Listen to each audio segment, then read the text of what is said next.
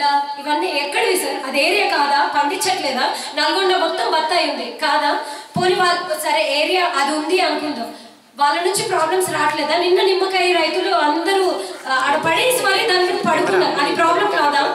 ఇది మా నుంచి వచ్చే ఇష్యూ ఒకటేనా? అవి మా హార్టికల్చర్ పంటలే. మరి దొండ రైతులు, మిర్చి రైతులకి మా నాన్న కూడా ఒక మిర్చి రైతే బేడీ లేసి ఖమ్మం మిర్చి యార్డ్ నుంచి తీసుకెళ్లారు, దానికి సమాధానం చెప్పాల్సిన రెస్పాన్సిబిలిటీ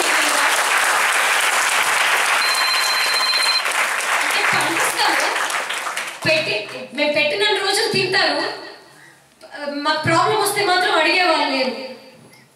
సాఫ్ట్వేర్ టెక్నాలజీస్ ఎక్కడెక్కడో ఎంప్లాయ్మెంట్ అనేది బేసిక్ లెవెల్ నుంచి రావాలి సార్. ఎప్పుడైనా రైతు బాగుంటేనే మనం బాగుంటాం అంటాం. జై కిసాన్ జై జవాన్ అన్నదానికి ఇంపార్టెన్స్ తెలంగాణ రాష్ట్రంలో కనిపించట్లేదు. ఇంతమంది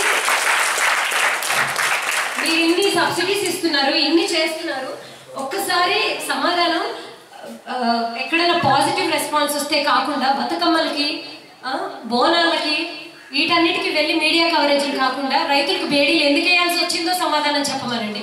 మా యూనివర్సిటీ సమస్యల గురించి సమాధానం చెప్పమనండి. ఇంతమంది మాట్లాడే దాని గురించి సమాధానం చెప్పండి. నిమ్మ రైతులకు సమాధానం చెప్పమనండి. 3 అబ్బాయిలు చచ్చిపోయారు, వాళ్ళ ఫ్యామిలీస్ కి సమాధానం చెప్పండి. ఆ రెస్పాన్సిబిలిటీ మీకుంది. పాజిటివ్స్ మీద రెస్పాండ్ అవ్వడం